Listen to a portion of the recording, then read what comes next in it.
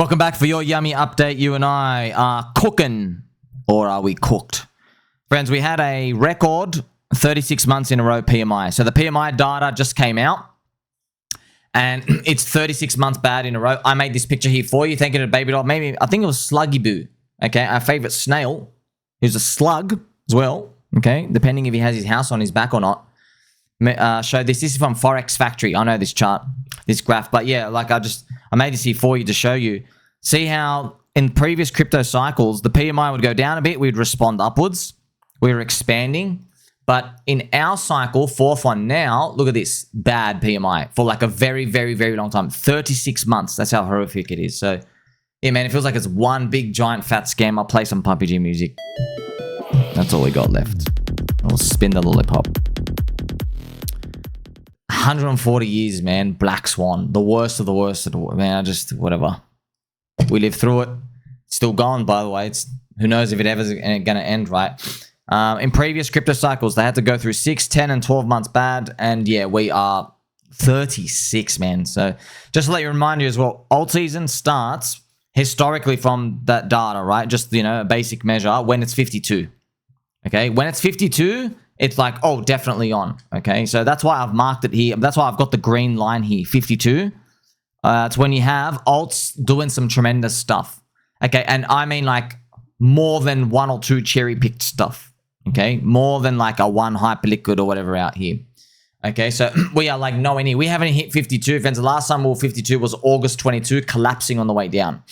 And the time when we crossed up to 52 was actually June 2020. Surprise, surprise, that was DeFi season. Yep. So June, July, August, those 3 months was DeFi season, food token season. That was your yams. That was Chainlink hitting 20 bucks. That was Aave doing the monstrous run, synthetics. That was actually the last time we crossed above 52. And we're waiting for times to get better. Snarky Pucky. The next time you hear the word soft landing, immediately sell everything you own and buy the most expensive stocks and rocks you can find. You'll get 5 years of up only while the peasants suffer. Here we have Mr. Trevor talking about, here's your flashlight. We're lucky we're not at 0 out here. Thank you very much, friends. So, yeah, man. What can we do, man? What can we do? I guess some okay stuff here. Crypto Crappo is bearish. He goes, more and more confirmations. Last month was Rectober. This month could well be NovemBEAR. So not November, NovemBEAR. Dewey, I like the phrases you coined. No G, November. Much better. Instant classic. Well done, sir. I appreciate you out here. I'm seeing strong bear vibes from surfacing from charting prodigy as other signals appear. Hey, I think I've seen that guy appear on the Twitter Roonies as well. JJ, yeah, you're right, sir. Jim Cramer said today everything would go up, right? Yeah, he said, oh, we have to wait for stocks to bounce on Monday. They didn't. We knew that, though. It's stocks, dude. It's stocks. You know what I mean? Like, he's the master. NovemBEAR, huh? I've got a positive... Oh, let's play some angel music. I've got to cover some positive news. I'll cover it for you in juicy news. But just so you understand, friends, it's to do with the US Fed. The US Fed is starting to increase their repo chart, their repurchase facility. They make it obfuscated on purpose. They print money and they put it in an account and they rename it liability, anti-inverse, ghost item. And you're like, whoa, what does that mean? It's the same stuff, man. They're printing money, they're putting it in an account so they can basically fuel liquidity. Okay, basically, friends, this is a stealth QE. This is the Fed pivot's already started. All right, and this is a post from Lynn Alden. The last time they did this, it was interesting, friends. The last time they did this was in 2019, and the Fed balance sheet went up. Okay, so this is interesting, right? So they've said, oh, we're stopping QT, no more QT, but then they've already started doing the repo facility. Friends, isn't it wild? Do you remember my dream? What was my dream like 4 days ago? I said, look, I had a dream that something's going to crack, right? Remember, it was like a daydream at 2, 3, 4 a.m.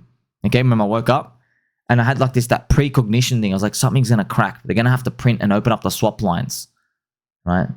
They're doing it now. Like they're printing something now. By the way, why do they do this, friends? Why do they actually start doing this now? It's because the US Fed, okay, they have accounts with every single big bank.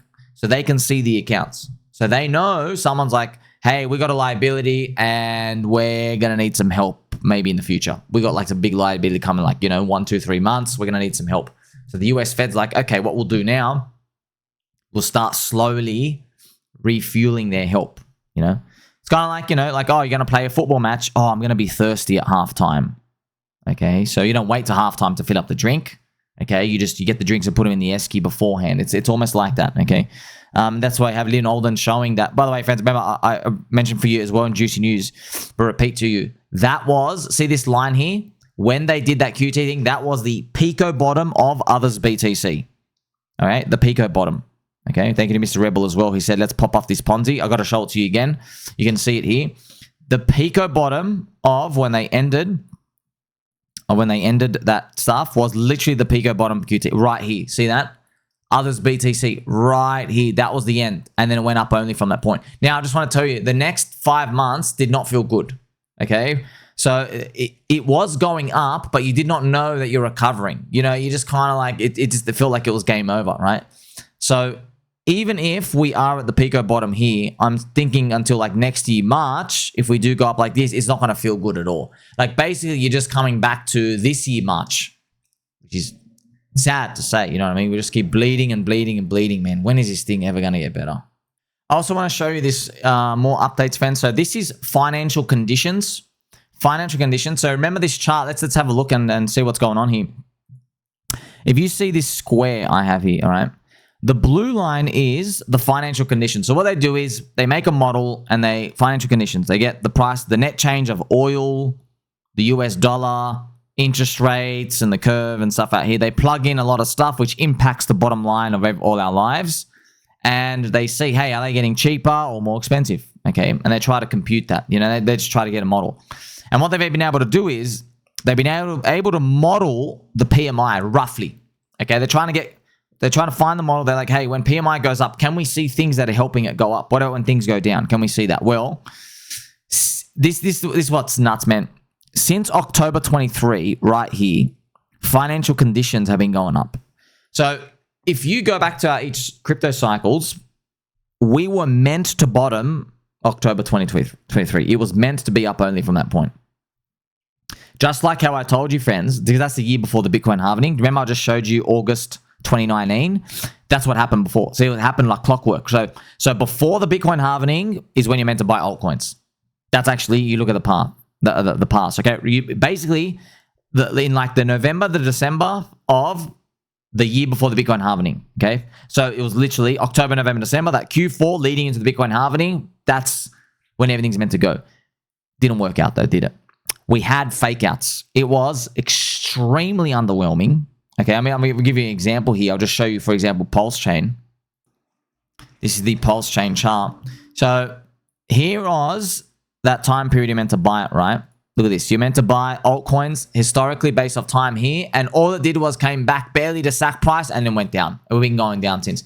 And it's not just PulseChain. It's literally almost every altcoin. I mean, Ethereum, friends. Ethereum, at this point, Ethereum hit 4,000. Okay, and Ethereum's still ravaged as well. Ethereum's down to what, 3,500. You know what I mean? So and ETH-BTC got destroyed. But this financial conditions index, it has been going up the whole time. Okay, but the economy's not responding. So inflation a bit better, interest rates a bit better, everything a bit better. No one's responding. It's like the patient's dead. Okay, and that's why the PMI, you can see the dark line, that's the PMI. See, it's just been bad. See that? It's actually is ISM composite. It's manufacturing and services. So that's why our forward-looking indicators have been pointing up since the end of 2023. And that is why we're like, okay, the forward-looking indicators are saying things are meant to get better. But they just never did, dude. It's been 24 months. Fuck, it's been 24 months. It's been 25 months, actually. So around that time, when the financial conditions bottomed, friends, the PMI was bad for about, I think, 11 months by that point. 11, 12 months. So that was a standard crypto cycle. Now we're on month 36. I've also got my friend Mr. Benny from my telegrams. Mr. Benny says, he says, Sommi, I can report this PMI is real because it is in it's correlating basically to his real life job out here in the real economy. I'm not sure. So Benny, do you work in the car industry? I forgot. Like a lot of people, you speak to everyone out there. They're like, look, like, I can't really save. I can't save at all. Like, oh, I've got a big car payment coming up. I've got big life bills coming up. Everyone's like that. Why? Because they print at 8% per year. You're only getting a 1 to 3% rise, and that's been compounding. Friends, you got to think about this, right? So in 3 years, okay, if you do 1.08, if you do 8% per year for 3 years, okay, an item has become, that used to be $100, now it's worth $124. Okay? But in those 3 years, you did not get an 8% pay rise every year. You only got like 2 to 3.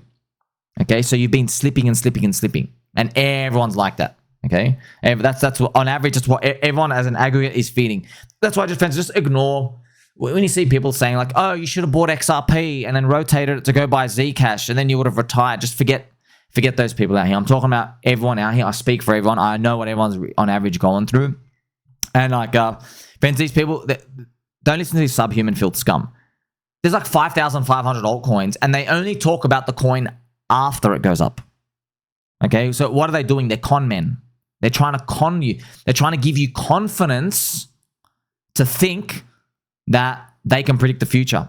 Oh, come buy my XYZ. Come buy my product, my indicator, my course, my VIP, my whatever. Okay, come buy me. Here, look how confident I am. You should have gotten this. You should have gotten that. I'm doing great. I'm doing amazing.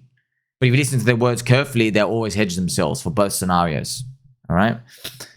The facts are the PMI just shows no one's been responding upwards. Then you might say, okay, Sommi, what's $1 trillion question, dude? What's going to make them respond? Well, when Trump won, we've really thought, okay, dude, it's been 24 months now. Trump has now won. I was hoping, okay, we lived through another year of pain. The coast was clear. After that point, didn't happen. It was the year of the snake. We got a fake out, There's also, friends, so we're way overdue. Horrible cycle, one of the worst in history, 140 years of data. So that's explaining where we are now. But I want to leave you with a bit of bullish friendship as well. This, friends, is a chart of the stablecoin reserves. Stablecoin reserves for Binance. Okay? Exchanges Binance. If you notice something, look. Binance has had an enormous deposit of $7.3 billion inflow into the exchange. All right? It's 30-day net change. Now, the last time they had big spike ups was late 2024 before Bitcoin broke its $69,000 all-time high. And now I will, in a family-friendly way, show you the weekly chart. This is it. So if you go to end of 2024, friends, it was literally around here. Okay, Bitcoin broke 69K. So people put in a lot of money to buy and then they actually cracked it. Okay, so we are seeing that right now. We are seeing things, money come in. So what are they doing? Well, they might be like in a process. Hey, let's buy the dip over the month. So it's not a guarantee of anything, but just, could be a sign. Could be a sign. Or it could be just total cope.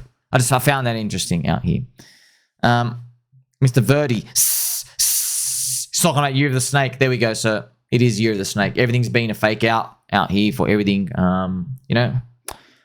Maybe the bear's going to get faked out too. They think a bear market's starting. Maybe it just deceptively just comes back. Reverts. It's kind of like silent accumulation that happens when volatility is low. Sentiment is dead, liquidity is cheap. Exactly the same setup as late 2024 before Bitcoin tore through its 69K ceiling. Hopefully we don't tear buttholes anymore. We just tear ceilings because I think we've had enough of this crypto cycle and this whole industry. 5 years still getting worse, huh? Hope it gets better. Like, subscribe, catch you in the next one.